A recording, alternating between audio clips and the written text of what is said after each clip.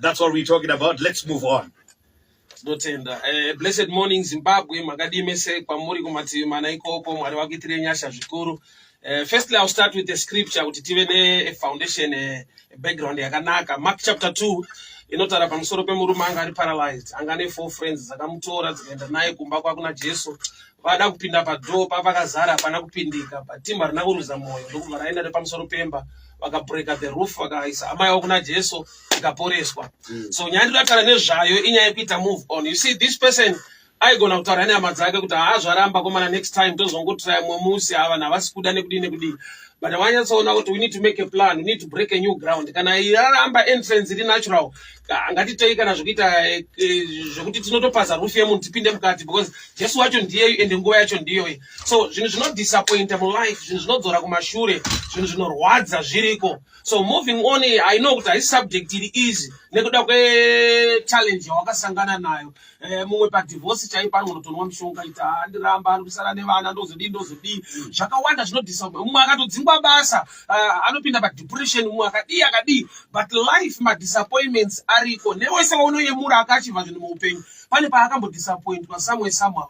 But secret yanga iripo ndeyekungoita move on. Secret yanga iripo ndeyekuita pick yourself up, ungozvigamuchira kuti ndo zviripo. Kazhinji kugamuchira challenge, kugamuchira dambudziko kunorema, kunorwadza to an extent yekuti samuchiona dzimwe nguva kana munhu akanzi arwara, let's say HIV, vanototi ayo anotomboda counseling nekuda kwekuti unogona kuenda right medication, but if your mindset is not positive, iwewe wacho you become a disease. Yes. Chirwere chinotokundwa newe nekuda kuti mind yako yaprograma kuti ndatofa handina kwandinoenda. So in life nyaya yekuita move on ndeyekudzidzisa kuti madisappointments ariko. Unogona kurwara wakatoenda kunonyora exam unotadza kunyora, vamwe wako otoendera mberi wosara. But what I know, a sick man is not a dead man. You can rise up again, you can do things again. So life iri muupenyu ndezvekuti munhu anogona kutoenda kuprison, kujeri chaiko. But tine examples. Mandela was in prison, a lot of prisons vakaita pass through the prison, but they are ruling, vari kutonga, vari kutungamirira. Inyaya yekuti une mindset yaunodevelopa one situation iyoyo, rega kuti ndafa. As long we are still breathing, vakudisappointa kana vakaronga zvipi nezvipi, iwe uchironga usemunhu kuti ndadonhedzwa, ndawira pasi, but I need to pick myself up and move on again. Saka uchaona kuti mulife tine vanhu vanoti aiwa dai ndine zvakati, kana dai ndiri mwana waningi, dai ndakaberekerwa kwakati. Izwi rekuti dai arishande mulife. Izwi rekuti dai rinokukuvadza, rinokudhemenja more. Gamuchira zviripo, chishanda nazvo. Mwari ari mubatsiri wako. Ndaimbotaura pane imwe nzvimbo ndikati mukaona vanhu vanomhanya marathon, let's say vari kumhanya marathon dzakawanda muground, pavanomiswa kuti vatange havamiswe vakaenzana, yet competition must be fair. But kana vanhu vachimhanyiswa marounds muground havaenzaniswe. Why? Nekuda kwekuti kumberi kune nyaya iriko kuti patinonotena ari kure uyu anenge achatena zvakanyanya kana ari panapa padhuze panapa. Zvorati munotanga mumwe atori pamberi pako, but zvitori fair izvozvo nekuda kwekuti it's a long run. So in life hatitange pasame platform, hatitange zvakaenzana nekuda kwekuti Mwari vane zvavakaita wire in you, Mwari vane zvavakadeposita mauri, pane zvinotozivikanwa zvine chekuita nekumberi kwako. Saka mwana kuti but dai ndakangoberekwawo ndiri mufamily yekuti une kamari mbishana. Hatiberekwe tiine zvese, ndozvifeya naMwari. Tiine zvese, hatiberekwe tiine zvese, but unoberekwa une zvishoma zvinokunzira zvese.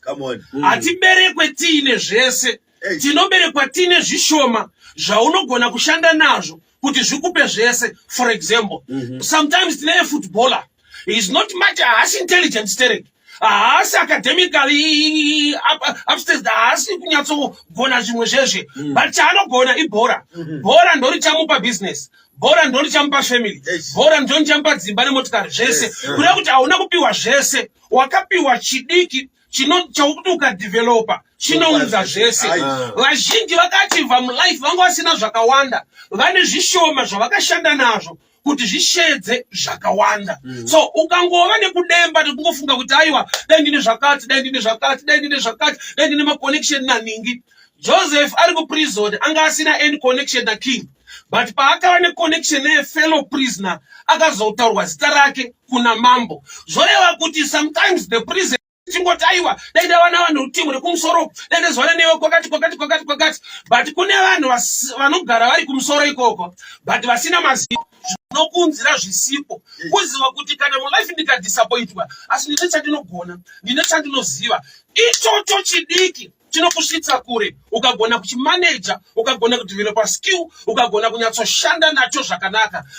Relate neimwe nguva nevanhu chivaudza kuti munoziva here kuti kune munhu wekuti haana zvimwe zvaanonyanya kugona mulife but ndibhabha chete, but pakuva bhabha akava so professional to an extent yekuti haachagere vanhu varodinari, haachagerera mari shoma, haana kudevelopa zvimwe zvinhu, akangoziva kuti ndinogona kutamba nechigero to an extent yekuti anogona kutova bhabha to the president. Akuziva president munhu anotogerwa musoro, munhu iyeyo ndiye kaofisi kake kaka kanomupa right yekubata musoro wapresident. Ndiye munhu anogona kutora statement isingataurwa nevamwe wese kuti mudhara murukomesa gotsi, murukomesa gotsi. Kaofisi achitogamuchirwa kuti agona kumwa musoro, mudhara agona kumwa musoro. But iwe augone kuzvitaura even kuti general manager kune imwe nzvimbo kuti mudhara ari kumwa musoro. Why? Kuti munhu akangoziva zvishoma zvangu muarea yangu zvinondunzira zvizhinji zvandinoshuwira. So vanhu vanogona kukudisappointa, but developa chimwe chinhu chaunogona kushanda nacho. Hatina kupiwa zvese, but takapiwa zvishoma zvinotishedzera zvese zvatinoda mulife. So life iripo pakuti madisappointments, hakuna munhu asina kubvira adisappointwa mulife. Vanhu vanogona kurambwa nehama, vanhu vanogona kudivorca mumamarriages, but kupika yourself up and move on idecision yaunofanirwa kuita, zvinhu zvaunofanirwa kugara uchizviudza wega kuti aiwa pane kunoendwa, pane zvinofanirwa kutoitika chete muupenyu. Mwari Bible uchiritarisa, Mwari havana kutanga zvinhu zvakanaka. Bible rinoti kuna bhuku raGenesis, nyika yanga isina shape, yanga iri void, iri empty, ine darkness. And God began. Kureva kuti Mwari haana kumira kuti zvikanaka ndozotanga kuita zvinhu, but Mwari vakatanga kuita zvinhu nyangwe zvakaipa. Kureva kuti ingova nemind yezvakanaka mukuipa kwezvinhu.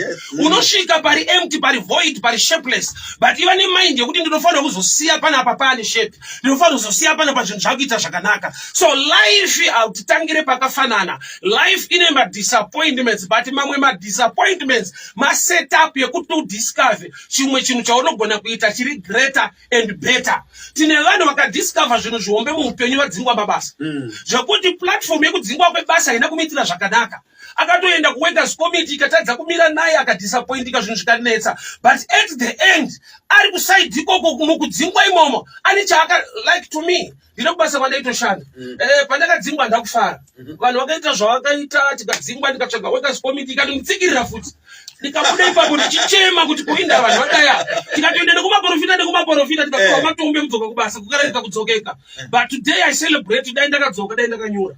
Because patinodzokera kuna timu rangu richingoita zvakaita kugara izvozvo. So you see kuti there are times yekuti imwe breakthrough yako breakdown yako today yauri kugona kuendla better.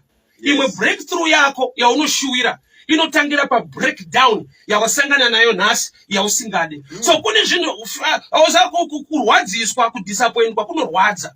Because dzimwe nguva ndo pane tarisiro yako kuti ndo pabasa pangu, ndo pane kubudirira kwangu, ndo pane charonga zvinhu zvangu. But mulife zvinoitika kuti paunotarisira kuti ndo pane zvese, kambani inogona kuvhara. Wodi zvinoitika muupenyu kuti waunotrasta kuti ndiari kundiroora last minute unokuza kuti munhu aenda kuchando enda achataura neyo zvatopera.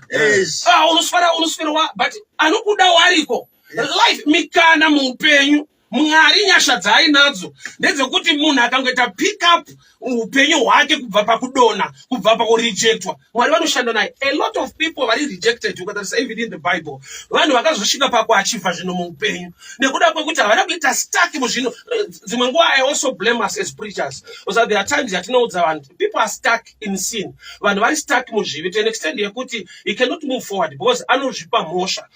Pane pamba kuti unopinda musituation yezvinhu zvawakaita wega and you begin to blame yourself. Saka vanhu dzimwe nguva vada kutichwa kwete kuregerera, asi kutichwa kuzviregerera. Vanhu vafanira kusvika pavanozoudza kuti aiwa apa ndakakanya ndikaita izvi, but still I need to move on. Pane kuswera gore rese ngoti apa ndini ndakapaisa, ndini ndakakanganisa. Vanhu vanofanirwa kudzidziswawo kuzviregerera. We'll move on in just a moment. We take a commercial break. It's Recovery Monday Motivation on Capitalk.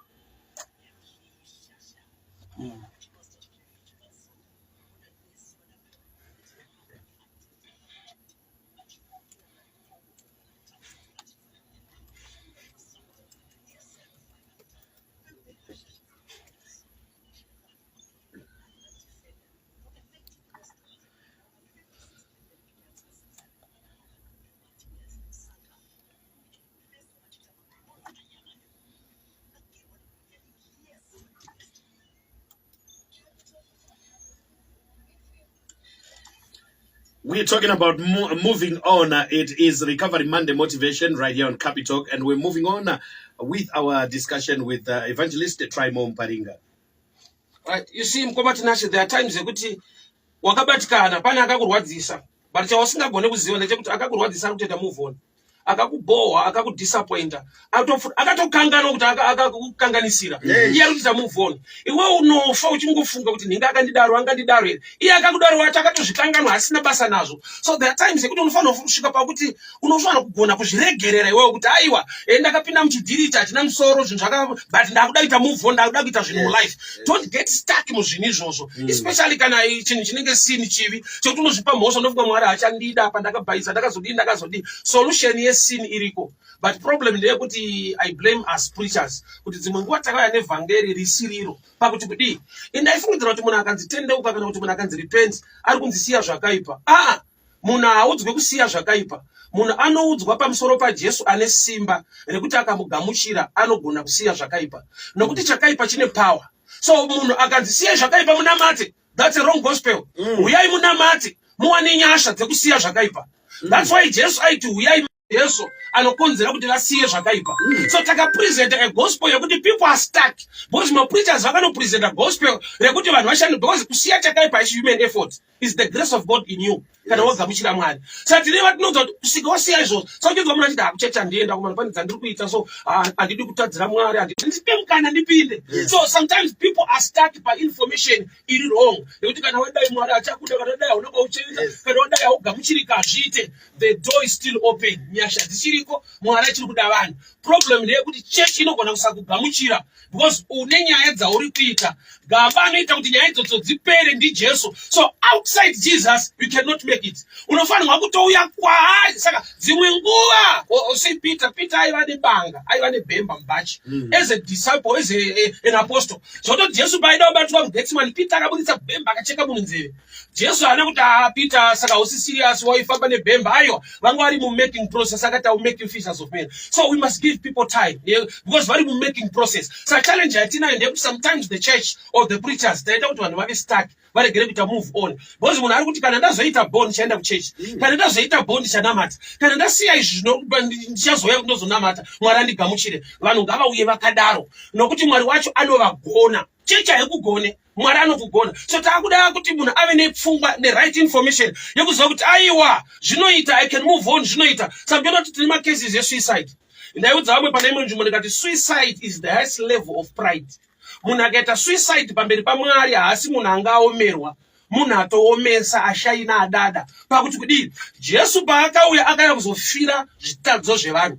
Saka iwe ukatadza kana kuti ukadisappointwa ukazviuraya uri kungoudza Mwari kuti inini handidi Jesu dzangu nyaya ndofira ndega. Because kana Jesu akafira nyaya dzako, there is no need yekuti iwe dzako dzikakunetsa udzifire futi. Pride kuudza Mwari kuti inini naJesu tiri same team, tese tikangozvikaoma tinongofira nyaya dzedu. So you see kuti suicide chinhu chiri very bad, very dangerous, but zvinoitika muupenyu, zvinoitika nekuda kwekuti vanhu havana right information yekuita move on in life. Unova disappointed to an extent yekuti unoona nyika yaguma hauna kwauchaenda, hapana chimwe chichabuda. But I've come to tell people kuti kune vanhu vakatoenda kuma extreme yemasituations awinawo who are still standing today and vakatomove the positive way. Mwari akawanira nyasha zvinhu zvikachinja. Munhu can be in prison for many years achibuda imomo Mwari achimuwanira nyasha zvinhu zvichiendeka. Inyaya yemindset one situation iyoyo gona kumbobvuma zvinhu zviripo kwete nokuti unozvida but ndo zviripo. Ndasungwa ndiri kujeri ndo zviripo. Saka chino dzimwe nguva munhu anobuda akasimba.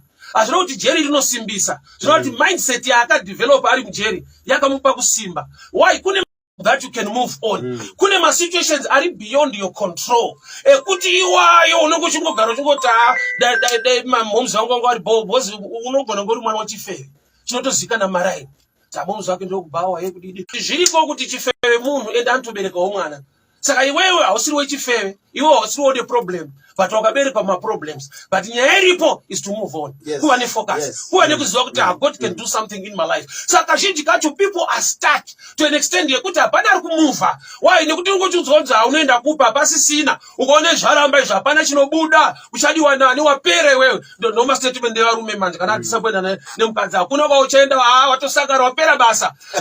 Kune vanhu vanogona kuwanirwa nyasha to an extent yekuti unoshama kuti uyu akazoita bounce back uyu zvakazoita akatozowana munhu anomuda nyaya ndeye mindset yako anokuda ariko but kuda anogona kukuudza kuti hauchadika wapera hakuna kwauchaenda life munhu wese zvinotaura vanhu i10% 90% madecisions hautadzise shiri kubhuruka pamusoro pako unofanira kudzitadzisa kuvaka dende riri mumusoro mako. Why? Because ndiwo neruoko runosvika pamusoro but kumusoroko you cannot. Saka pane nyaya mulife yekuti zviri beyond your control kona kuzviaccepta kuti ndo zvazviri ndiri munhu mutema ndogara kuAfrica. Zvichemo zvedu kazhinji dai ndiri kustates dai ndiri overseas ndaibudza vanhu kuti kuenda overseas nyangwe kwakanaka but kubva kuAmerica uchiuya kuno futi kuuya overseas utori mhiri so far and hapana chiri kuita utori overseas no but hapana chiri kuita because inyaya mindset yako waunzwa kuti maybe kuenda ndo overseas saka ndikaenda ndo pane breakthrough yangu so move on ndeye kuti visa radzinaiwa unodzoka kumba ukatodya sadza ukatanga kutoronga zvimwe zvinhu mulife pane nokuti kana visa raramba maplans ese ndo zvaka tine vanhu vanoita suicide yekuti anotengesa kana dheni otengesa motikari dzako kuti ndakuenda last minute zvinhu zvoita bounce back hakuna kwaachaenda otanga kuchema kuti amana une zvandakaita madecisions iwayo kudisappointwa mulife kuriko but you need to move on. Life inoraramika panotangika zvikuru sei ukati Mwari ndibatsirei. Why? Because vanhu vakudisappointa ava vatoenda kumba kwavo kutodya sadza kutofara nemhuri dzavo iwe unoswera uri mudepression. Move on in life. Usazvidzikisire iwewe vanhu kana vakatokuti hapana chichabuda hapana kwaunoenda ingoziva kuti ndo kufunga kwavo haisi pfungwa yaMwari. So there are times yekuti vanhu vazhinji vari stuck inhau yekuti kuna akavaudza kwete kuti ndo zvazviri hakuna akavaudza kana kuti vane kanhororondo vane kahistory kakuti ninga akadai akanyura hakuna paakasimuka ninga akadai paakati dzingwa basa akadzokera kumusha vasatombodzwa vanhu vachinodzirana pabasa tunoenda kumusha unaenda kumusha zvinotanga zvokunge ichokwadi kuti munhu ese akuda basa anoenda kumusha kuna mwanoswera tonazi rakapera zvinoitika munogarika muno usingaende kubasa zvinoita. Why? Nekuda kwekuti takangogara tine mindset iyoyo nokuti ukatobva pano wanyura pana hauchasimuka futi pana dai patobabata it's good kuva disciplined nekubata nzvimbo yako zvakanaka but tisanyeperana kuti there is no way out yekuita zvimwe zvinhu besides zviri kuitika ipapa. Life is a long journey. Kune vanhu vakadiscover zvimwe zvinhu zvihombe after vadisappointwa pazvinhu zvavaifungidzira kuti ndo zvihombe. Kune vanhu vakachinja macareer mulife vamwe vachiti icho chinhu chaunogona chete hakuna chimwe chaunogona. Life pane painokuisa pakona to an extent yekuti itori blessing in disguise yauri kuona kudiscover chimwe chinhu chiri bigger and greater kudarika chawaita. Iri kubasa vandashanda ndanditi afita ndaingofitawo mavhiri evanhu tichawirana nekuti vandasangana naMwari nyasha dzandi ndaiswa pakona vandidzinga ndinoita ndono ndichitofitisa motikari dzangu boys rangu ndaifita naro ndichitopa kuti matipi tomapondo todaipera iwe ndingachishambisa kuti wakazvifambisa sei. Saka there are times yekuti chinhu ichocho chakaita semwe chakafurira umwe pabasa kuti saka kunzwa kunoraramika zvinoita futi ukabva pana zvinoita zvechokwadi but takangoudzwa mindset iyoyo kuti ukabva pano tsano maparara ukatongosiya izvo hakuna kwauchaenda ukasadai hapana zvinobuda. Life inoita chero pauri nyaya hombe imindset panzvimbo yauri nyaya hombe mafungiro ako nekuzvigamuchira nekuti unozviona sei panzvimbo yese yauri. Dambudziko ratiinaro nderekuti vanhu havagone kuzviencouragea vega. They want people to clap hands for them outside, but inside, iwo vachizvidzikisira. Bible wrote David encouraged himself in the Lord, Psalms 130. Kureva kuti pani pekuti vanhu vanga vasisade kumira naye, but iye akasvika pakuzvikurudzira, kuzviudza kuti I can pick myself up and I can still move on. Pane kunoendwa unambofa. A sick man is not a dead man. Amen. A poor man is not a dead man. Kune mamwe ma-decisions ekuti ukameka no matter how poor you are anokuelevata ukatochinja status ye life nekuda kwokuti une mamwe mafungiro awaita. Usazvinyepera ende usanyeperwa nevanhu kuti hauna hama dai une waunoziva kumusoro dai akatokusumudza kuenda ikoko. There's a starting point for everything. Tine vanhu vanogona kusvika ikoko vasina wawakaziva ikoko kunoendwa nekuda kwokuti kune dzimwe nyasha dzinogona kukutungamirira kune imwe favor inogona kuuya muupenyu hwako. Saka matauriro evanhu ndoakonzera vanhu kuva stuck. People are not moving on because ari information yaakafitwa kunzi baba ukaona waita chinhu chisina kubuda zvakanaka waparara hauna kwaunoenda. Pane zvakawanda zvinorwadza shanda nekadiki kakakunakira to come out. Kueresa zvakaita kunge nguruve musoro wayo hauna mbonaka but panoti bacon baba panotapira. Kuti nguru yakaziva kuti chimusoro ichi munogona kurasa but pabacon ndioneiwa kumana. Kuti unika area kane bacon yako. Unika area kanokugadzirira zita. Vanhu vakakuwanzira vakakuseka kweso but pa breakfast vanosangana newe kubacon. Kuti unika area kaunofanirwa kumaster. Kaunofanirwa kuziva kuti kana vanhu kana disappoint vakandidi but I'm still alive.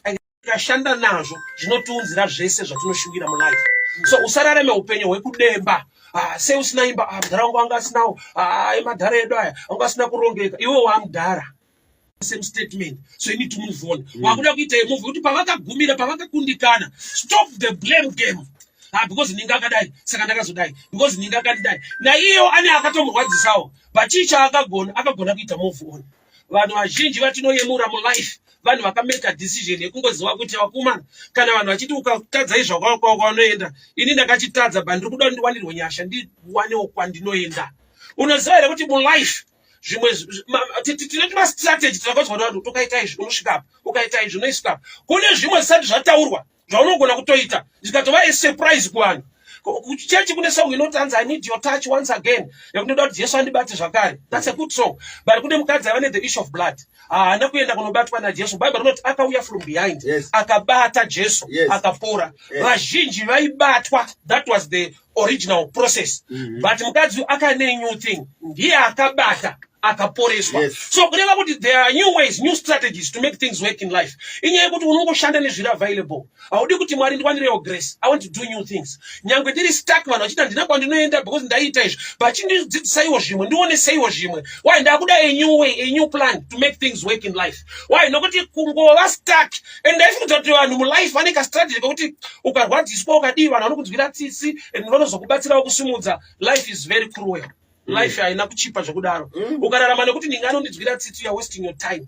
Ane nyaya dzake, ane my issues ake. Pane murume akagara 38 years pabedside. Jesu paakauya akamubvunza murume unoda here kupora. Murume ndobvati handina munhu anondiwisira. Jesu akati aiyo kwese nyatsoinzwa. Unoda here ya willpower. Zvakuda kuti iwewe ude.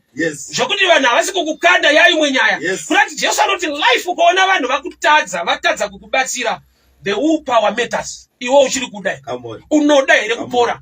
Murume aibvunzwa kuti unoda here kupora. Ane vanhu vakamuunza ipapo akagara akakomberedzwa nevanhu pabedside vakawanda but hakuna imuwisira mvura. Why? Nokuti vanhu vanga vakakukomberedza vanga vane nhamo dzavo. Tine vanhu vatinofungidzira kuti havana nhamo nekuda kwekuti vari better in life palevel yedu but vane nhamo dzavo. Havagone kuzvipresenta kukuudza. Why? Because kana munhu akaita mari kudarika yako unoita funga yekuti haana nhamo. Ane nhamo yake inomuchemedza behind the closed doors. Iwe hauzvizive. Saka pane pamwe pekuti unokuitira zvavo vasiye vana ninga vana nhamo, zvavo vanoninga vana nhamo. Hakuna munhu asina nhamo, nhamo dzinosiyana. Ende vamwe vamature havadzipresente papublic. Iye kuda kuti vanhu vachandidzwira tsitsi because handina baba, vanhu vachandidzwira tsitsi because handishandi, vanhu vachandidzwira tsitsi. Life is stubborn. Price yeshuga kuna minister ndo price yeshuga kurova. Hakuna mashops evanhu vasina mari. Mashops ese ndeevanhu vakangofanana mulife. Kureva kuti ukangomirira kuti havachandi understand, havambokuunderstanda. Why vanhu haashi Mwari, anokuunderstanda ndiMwari. So yekuti kana zvadaiswa vakomana ndahenga maboots, people will make a way. Imbomira zvekuhenga boots. Zvipfeke tamba umwe mutambo tsvaga zvimwe zvekuita. Why? Because ukahenga boots mhuri yako haidye boots dzakahengwa, inozwa boots dziri kushanda. So in life pese pauri disappointed ingoziva kuti patone imwe way yekuti ndichiita zvimwe. Izvi zvaramba but pane zvinoda kuita. I love song ya James Shimombe. Chemberekwa chivi yakabika mapi. Kuda kuti unyatsona kuti muriwo hapana but hatingangogara moto usina kuveswa. Kana dombo ngaridziye tongoisa mvura pamwe rinogona kutapira.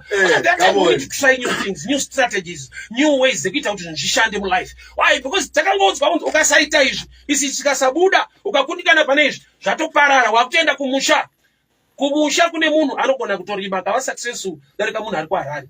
Tine picture yekuti ukangonzi waenda kumusha wafa. Waenda kumusha hapana chinobuda. Uri kumusha ukava a better mind, you can do things kumusha. Ukatova life iri nani ikatosapota vanhu. Pane imwe hama inotumirwa mari nehama dzayo, hama yacho iri kumhiri. Ndaifunga kuti mari inobva kumhiri chete kai. Ndakazoti ndiri paline reWestern Union ndikanzwa umwe acho ndiri kutoendesa ikoko kuna ariko. Kuda kuti nyaya haisi yekuti ikoko ndokuri right. Uri kuite ikoko kwacho kwauri. Uri kuite ikoko kwacho kwauri. Because kwatinoti kuri right tiri kugeneralize. But otherwise it's really a general term tikataga individually. Uchana kuti kuna ari pama 1 but ari kunzvimbo yaunofudza kuti kuri nani. ukabva panapa unotoenda kumusha. Tine munhu ari kurarama upenyu hwekumusha ari mutauni. Life yaanorarama chaiyo hapana tauni iripa. Because anosvika pakuita gore asina kudya pizza. Kwete kuti haifarire, haidyike. Madyira life yake chaiyo musha. But anenge achingoti andikabva panapa tozoenda kumusha. Utori kumusha. Ukatarisa life yako chaiyo ndotype yekumusha manje. Inyaya yekungoti imindset yawodzoti ukaenda kwaparara unachaunoita. You can work out things uriko. Mindset yako chete. Pfungwa yako chete ndio inokupa success. Mwari hakuna nyika yaakagadzira ine disadvantage.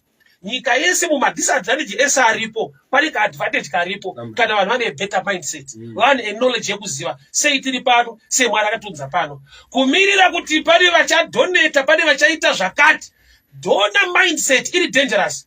Why? Nekuti dzimwe nguva paunenge uchibatsirwa vanokanganisa paunofanira kuita breakout, like zvinoita life yebutterfly kuti inombodevelopa iri kana mukakuni mukaplastic cortisol kekuti inofanirwa kubuda ichimanikidzira. Ukangoibatsira kubuda yafa. Why? Painomanikidzira kubuda mukakuni kaikai iri kudevelopa mamuscles ekuzoflya palifetime yayo. Saka paunenge ukabatsira kanobuda kari wika. Saka painozova butterfly ikangobhururuka 2 meters yaduwira pasi haisumuke futi. Why? Because yakabatsirwa. Rumwe rubatsiro haisi 8, rumwe rubatsiro itori 8 urwani. Rumwe rubatsiro ruri dangerous, runoremadza pfungwa yemunhu. So there are times yekuti vanhu vakurwadzisa wadisappointwa iwewe uchizviudza manje kuti I can move on. I can move on. I can move on. I can move on. Yes. Zvanotaura come and do the right reason. Amen. Wakainge imuwanano yako. Nyaya wakafambira. Unosati kune vanhu vanoda marriage more than akamuroora. Why? Because anga ane pressure yekunzirorwa. Saka paakaroorwa chaanokoshesa kuroorwa kwete akamuroora. Pamwe asati wanzwa shona yakadaro mira nitsokurore futi. Unogona kuita mistake yekuroora munhu anoda marriage kwete anoda iwewe. Nokuti vakadzi zviri natural kuti marriage vanoida. Wekuzoda yairi subject but panoti marriage mainhingi panodiwa. Kuzoda ningi ipati 2, paper 2. So chari kuchema nacho tiri paper 2. Katsangwa hard working anozodi but half kaida kuroorwa. Kwete chakamuroora kuroorwa ndokwaida. Muzoni katsika kekuwanzirana panzava. Kuti eji ausatororwa. Saka usvika palevel yekungodawo kuroorwa. Yekuzoda chakamuroora yatopati 2. Saka chiona mudanani but hapi pamba. Kana ukapopoka vanhu vatenda kutsika paura unozondofira pano ari kuda marriage kwete iwewe. Vanosekana panze apa. Munhu ngwarira kuda munhu anoda marriage asingade chiri kumuroora. Because kune pressure kunze yekupinda mumarriage. Kwete murelationship, mumarriage. Apa ndakudza zviomba. Sarorwa munhu kakatipi chete. Unomubvunza munhu kuda marriage kana kuti inini zvinhu 2 zvakasiyana. Saka chona munhu akaita uvhangwa refu chaanongoda ibasa. Even aine nungu anotoda basa futi. Pastrike pakambani nane nungu anotoita strike. Pane changaende kana akaenda uri kuitei. Neasina musoro akatambira anotoita strike futi. Haasi kustrikira musoro, ari kustrikira pay. Sakushaya musoro itori pati 2, but pay acharungoida zvakadaro asina musoro kudaro. Saka zvinoita kuti mukadzi ade marriage chete kungonzi ndakaroorwa zvinotodiwa. Kuda akakuroora yachoice yake but ichoice yesociety pressure kundizerera usati waroorwa. Vanosekana panzava. Saka zvinoita kuti sei marriage yako ine problem. Chine problem haisi marriage. Chine problem irelationship. Marriage itoripo. Zviomba. Pane imba yandikurapa. Hallelujah. Kana kutopaza hazvina mashuwa ka. Tsana unobva nechiki pa. Akauti masoro wangoda kuroorwa chete but hausi serious name. Anambodaro. Hallelujah. Get the right reason. Why are you in marriage? Why are you going to church? Why are you going to school? Sei wakava nevana. Saka kune munhu andoiswa cheni. Kusungirwa maintenance. Kusungirwa kuchengeta vako kwete vepa next kwete vegovernment vako Azvaifana kusungisa munhu mani. Inzwa kuda vana wakabereka. Panotanga kuti iswa cheni kuti uda kufa nako. Sakune vanhu vanongoda vana. Zvekuzochengeta itori part 2. Anongoda vana chete. Ndikangowana 4 vangu vekudii. Munhu anoda kuitira vana haatarise kunhamba, anotarisa kuti can I afford? Mwati ine 8 andwadi. Andiri panapa ndidoka na 8. Toda. Vanotoziva kuti 8 vanopinda busy. Havafani kuberekerwa nhamo, vanofana kuberekerwa upenyu hwakanaka zvandinoafoda nekuvavarira kuti zviitewo zvakanaka. Tsangwa riri kuroorwa nemurume anoda vana, kwete vekuchengeta, anoda nhamba. Baba ndoda 8 wangu.